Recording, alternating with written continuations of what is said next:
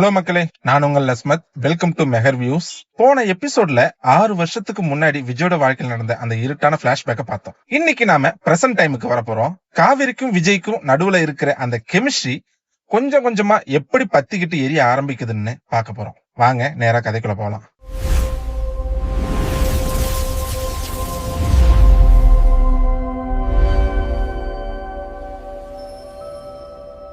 காவேரி தன்னோட அபார்ட்மெண்ட் கதவை நோக்கி நடந்து வந்துகிட்டே போன்ல அவங்க அம்மா கிட்ட பேசிட்டு இருக்கா. நான் இப்போதைக்கு வீக்கெண்ட்ல மட்டும்தான் வேலை பாக்குறேன்னு சொல்லிட்டு போனை கட் பண்ணி தன்னோட நர்ஸ் யூனிஃபார்ம் பாக்கெட்ல வைக்கிறான். அவளுக்கு அந்த எமர்ஜென்சி வார்டு நர்ஸ் வேலை ரொம்ப பிடிச்சிருக்கு. அதுவும் முதல் இன்டர்வியூலயே வேலை கிடைச்சது அவளுக்கு ரொம்ப ஆச்சரியமா இருக்கு.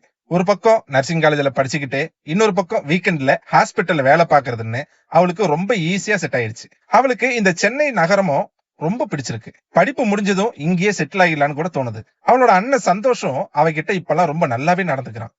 ஆனா அவன் வீட்டுல இருக்கிறத விட வெளியே பைலட்டா பறக்கிறது தான் அதிகம். இன்னைக்கு சந்தோஷ் வீட்டுல இல்ல.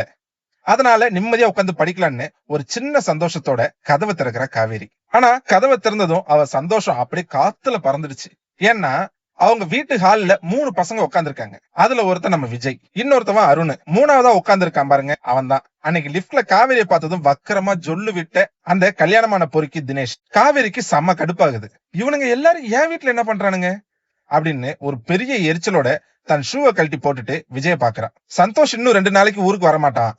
இன்னைக்கு நைட்டாவது நிம்மதியா படிக்கலாம்னு நினைச்சா இவனுங்க வந்து உட்காந்துருக்கானுங்களேன்னு அவளுக்கு செம கோபம். விஜய் அவளோட கோபமான முகத்தை பார்த்துட்டு ரொம்ப கேஷுவலா இன்னைக்கு வியாழக்கிழமைன்னு சொல்றான். வியாழக்கிழமையானா இப்படிதான் நாங்க எல்லாரும் கேம் விளையாடுவோங்கிற மாதிரி அவன் பார்வையில ஒரு விளக்கம் இருந்துச்சு. காவேரி விடாம, ஆமா அதனால என்ன, நாளைக்கு வெள்ளிக்கிழமை அப்படின்னு நக்கலா சொல்லிட்டு மத்த 2 பேரையும் பார்த்துட்டு, நீங்க எல்லாரும் என் வீட்டுல என்ன பண்றீங்க அப்படின்னு முகத்துல அடிச்ச மாதிரி கேக்குறான். உடனே அந்த அருண் ஏந்திரிச்சு வந்து, நாங்க விஜய் சந்தோஷோட ஃப்ரெண்ட்ஸ், இவன் பேரு தினேஷ் அப்படின்னு அறிமுகப்படுத்துறான். தினேஷ் ஏந்திரிச்சு வரல. ஆனா அவனோட அந்த நக்கலான சிரிப்பு அவன் மைண்ட்ல காவேரியை பத்தி என்ன ஓடிட்டு இருக்குன்னு அப்பட்டமா காட்டுச்சு. விஜய் திரும்பி டிவியை காட்டி, நாங்க வியாழக்கிழமையான இப்படிதான் கேம் பார்ப்போம் அப்படின்னு சொல்றான். காவேரி உடனே, சந்தோஷ் வீட்லயே இல்லையே, நீங்க ஏன் உங்க வீட்டுல போய் விளையாடக்கூடாது, நான் படிக்கணும் அப்படின்னு ஸ்ட்ரைட்டா கேக்குறான். விஜய் தினேஷுக்கு ஒரு பீரை எடுத்து கொடுத்துட்டே, என் வீட்டுல கேபிள் கனெக்ஷன் இல்ல, அப்புறம் தினேஷோட பொண்டாட்டி எங்களை அவ வீட்டுல விட மாட்டான் அப்படின்னு சொல்றான். இத கேட்டதும் காவேரிக்கு கோபம் உச்சிக்கு ஏறுது. வேகமா போய் ஒரு ரூம் கதவை டமார்னு சாத்துறான். உள்ள போய் தன்னோட நர்சிங் ட்ரெஸ் கழட்டிட்டு சாதாரண ஒரு ஜீன்ஸ் டிஷர்ட்டை போட்டுக்கிறான். அப்போ கரெக்டா ஒரு ரூம் கதவை யாரோ தட்டுறாங்க. அவ கோபமா போய் கதவை திறந்தா அங்க விஜய் நிக்கிறான். அவன் அவ்வளவு அவசரமா இருக்கான்னு இப்பதான் காவேரிக்கு தோணுது. அந்த கதவோட மொத்த இடத்தையும் அடைச்சுக்கிட்டு அவ்வளவு கம்பீரமா நிக்கிறான். இவன் மட்டும் என்ன அப்படியே கட்டி பிடிச்சா என்னோட காது அவனோட இதயத்துல கரெக்டா ஒரு உரசும், அவனோட தாடை என் தலையில அழகா படியும் அப்படின்னு காவிரியோட மனசுக்குள்ள ரொமான்டிக்கா ஒரு கற்பனை ஓடுது. இவன் மட்டும் எனக்கு ஒரு முத்தம் கொடுத்தா நான் முகத்தை கொஞ்சம் மேல தூக்கணும், அப்போ நம்ம 2 பேரோட உதடும் ஒரு பசில் மாதிரி கரெக்டா மேட்ச் ஆகும்னு அவ மனசு ஒரு நிமிஷம் கண்டபடி யோசிக்குது. ஆனா அடுத்த செகண்டே, இல்ல இல்ல இல்ல நம்ம 2 பேரும் ஒரே பசிலோட பீஸ் கிடையாது அப்படின்னு அவளையே கண்ட்ரோல் பண்ணிக்கிறான். அவன் நெஞ்சுக்குள்ள ஒரு பட்டாம்பூச்சி பறக்கிற மாதிரி ஒரு படபடப்பு. ஐயோ, என் உடம்பு விஜய் ரசிக்க ஆரம்பிச்சிருச்சு, என் மூளையும் அவனுக்கு ஒத்துழைக்க கூடாது அப்படின்னு ரொம்ப பயப்படுறான். விஜய் அவளை பார்த்து, உனக்கு அமைதி வேணும்னா நீ என் வீட்டுக்கு போய் படி அப்படின்னு சொல்றான். இத கேட்டதும் காவிரியோட வயிற்றுக்குள்ள ஏதோ பண்ணுது. அவனோட வீட்டுக்குள்ள போறோங்கிற நினைப்பே அவளுக்கு ஒரு மாதிரி ஒரு எக்ஸைட்மெண்டா இருக்கு. நாங்க இன்னும் 2 மணி நேரம் இங்க இருப்போம் அப்படின்னு விஜய் சொல்றான். அந்த குரல்ல கொஞ்சம் வருத்தம் இருக்கிற மாதிரி காவேரிக்கு தோணுது. காவேரிக்கு இப்போ கொஞ்சம் கில்ட்டியா இருக்கு. இது அவங்க எப்பவும் பண்ற விஷயம் தான். நாம தான் கொஞ்சம் ஓவரா ரியாக்ட் பண்ணிட்டோம்னு நினைக்கிறான். நான் கொஞ்சம் டயர்டா இருக்கேன், உங்க ஃப்ரெண்ட்ஸ் கிட்ட நான் கோவமா நடந்துகிட்டதுக்கு சாரின்னு சொல்றான்.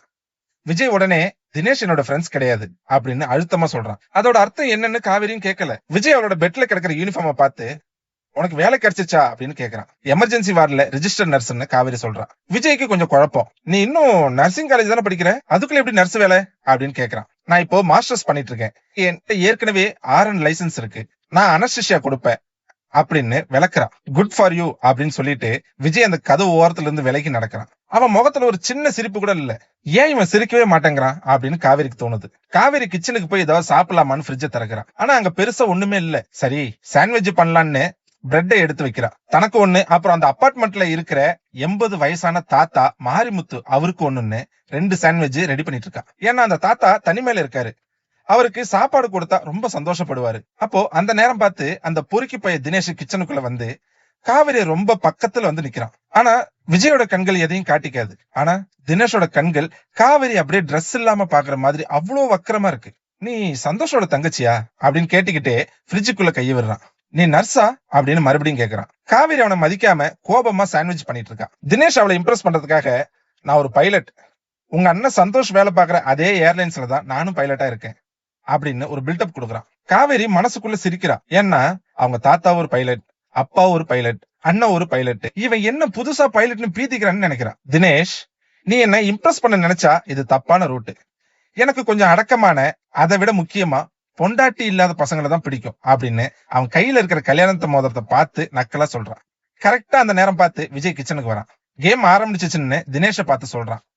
அவன் வாய் அப்படி சொன்னாலும் அவனோட கண்கள் இங்க இருந்து ஓடிரு அப்படின்னு தினேஷ மிரட்டுற மாதிரி இருக்கு. தினேஷ் ஒரு பெருமூச்சு விட்டுட்டு, உன்னை பார்த்ததுல சந்தோஷம் காவேரி அப்படின்னு சொல்லிட்டு ஹாலுக்கு போறான். விஜய் தன்னோட பேண்ட் பாக்கெட்ல இருந்து அவனோட அபார்ட்மெண்ட் சாவியை எடுத்து காவேரி கிட்ட நீட்டான். போய் நீ என் வீட்டுல உட்காந்து படி. அது ஒரு ரெக்வஸ்ட் மாதிரி இல்ல, ஒரு ஆர்டர் மாதிரி இருக்கு.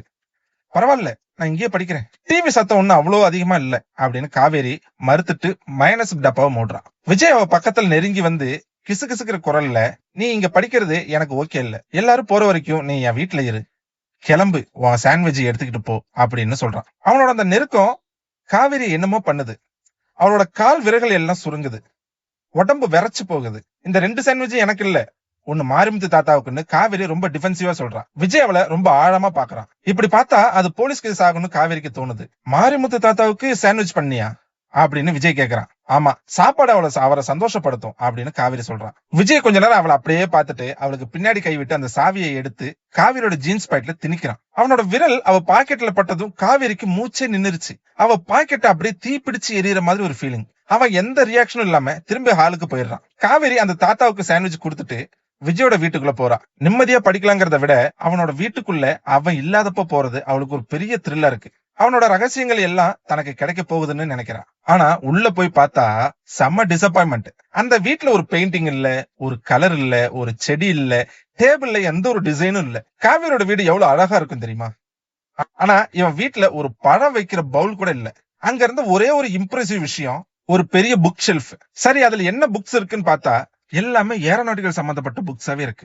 இவன் ஒரு புக்கு பைத்தியம் அப்படின்னு ஒரு முடிவே பண்ணிட்டான். சரி, கிச்சனுக்கு போவோமேன்னு போனா அங்க ஃப்ரிட்ஜுக்குள்ள ஒண்ணுமே இல்ல.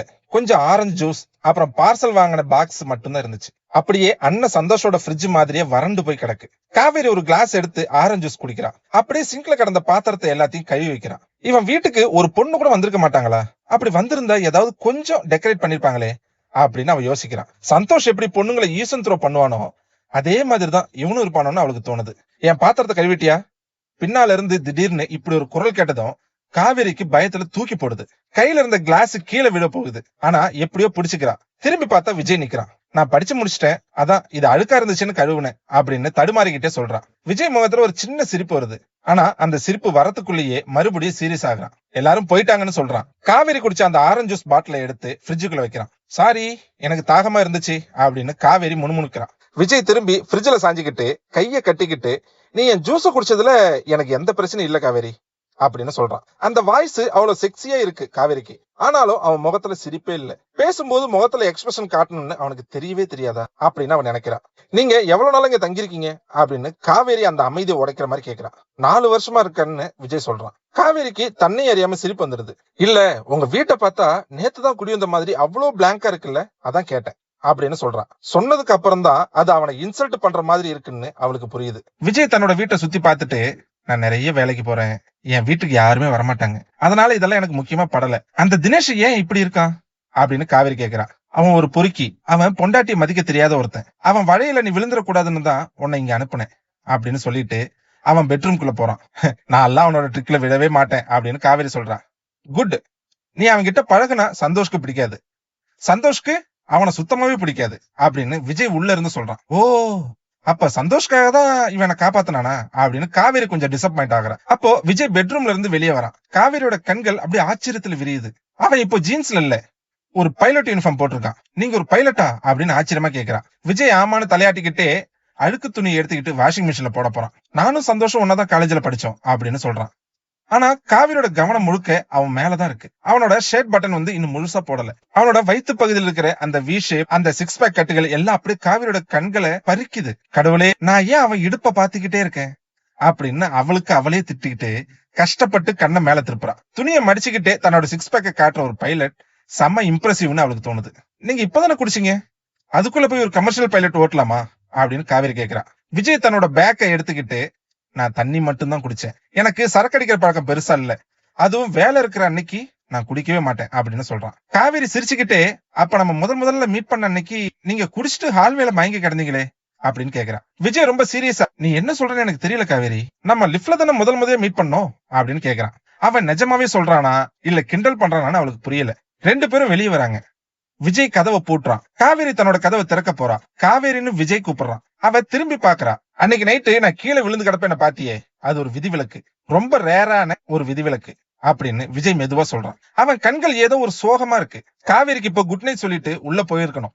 ஆனா அவ வாயில இருந்து திடீர்னு ஒரு வார்த்தை வந்துச்சு. அந்த விதிவிலக்கு நிலா கூட நடந்த பிரச்சனையாலயா அப்படின்னு கேக்குறான். ஐயோ, ஏன் இத சொன்னோம்னு காவேரிக்கு பதட்டமாயிடுச்சு. விஜயோட உடல் மொழி அப்படியே மாறுது. அவன் முகம் உறைஞ்சு போகுது. ஒரு இடி விழுந்த மாதிரி நிக்கிறான். காவேரி சமாளிக்க நினைச்சு, இல்ல நீங்க என்ன பார்த்து நிலான்னு நினைச்சீங்க, அதான் அவளுக்கு உங்களுக்கு ஏதோ பிரேக்கப் ஆயிருக்குமோன்னு அப்படின்னு தடுமாறுறான். விஜய் ஒரு பெரிய மூச்சு விடுறான். அவனோட வீக் பாயிண்ட் காவேரி தொட்டுட்டா. குட் நைட் காவேரின்னு அவ முகத்துல அடிச்ச மாதிரி சொல்லிட்டு விஜய் அங்க இருந்து திரும்பி நடக்கிறான். காவேரிக்கு என்ன பண்ணணும்னு தெரியல. நாம அவனை அசிங்கப்படுத்திட்டோமோ, கோபப்படுத்திட்டோமோ, இல்ல சோகமாக்கிட்டோமோ. ரெண்டு பேருக்கும் நடுவுல அவ்வளோ நேரம் இருந்த அந்த ரொமான்டிக் வைபு எல்லாம் போய் இப்போ ஒரு பெரிய சுவத்துல முட்டின மாதிரி ஆயிடுச்சு. காவேரி வீட்டுக்குள்ள போய் கதவை சாத்துறான். ஆனா அந்த கனத்த அமைதி அவளை சுத்தி இன்னும் அப்படியே தான் இருக்கு. எப்படி இருந்துச்சு மக்களே இந்த எபிசோடு? காவேரிக்கும் விஜய்க்கும் நடுவுல இருக்கிற அந்த தீப்பொறி இப்போ கொஞ்சம் கொஞ்சமா வளர ஆரம்பிச்சிருக்கு. ஆனா நிலாங்கிற அந்த பேரை கேட்டதும் விஜயோட முகம் ஏன் அவ்வளவு மாறுது? 6 வருஷத்துக்கு முன்னாடி நடந்த பிளாஷ்பேக்ல அடுத்த கட்டமா விஜய் என்ன முடிவு எடுத்தான்? அடுத்த எபிசோட்ல இன்னும் பல ட்விஸ்டுகளை நம்ம பார்க்க போறோம். இந்த வீடியோ பிடிச்சிருந்தா மறக்காம லைக் பண்ணுங்க, சப்ஸ்கிரைப் பண்ணுங்க,